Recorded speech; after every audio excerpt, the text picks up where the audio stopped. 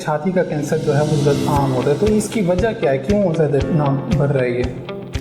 عورتوں میں چھاتی کے کینسر کی کوئی خاص وجہ نہیں ہے. ہم یہ نہیں کہہ سکتے کہ جیسے ہم بتاتے ہیں کہ سگریٹ پینے والے کو منہ کا کینسر ہو سکتا ہے، پھیپھڑوں کا کینسر ہو سکتا ہے، مثانے کا کینسر ہو جاتا ہے، ہیپاٹائٹس سے دیگر کا کینسر ہو رہا ہے، لیکن چھاتی کے کینسر میں ایسی کوئی ریزن نہیں ہے.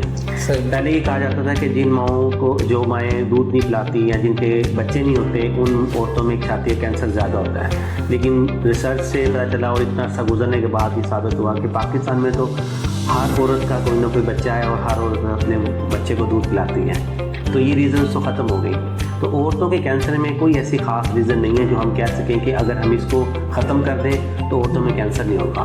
عورت بذات خود ایک رسک فیکٹر ہے، یہ عورت ہونا ہی ایک رسک فیکٹر ہے. ہر 8ویں سے 9ویں عورت جو ہے وہ اس کینسر میں مبتلا ہو رہی ہے.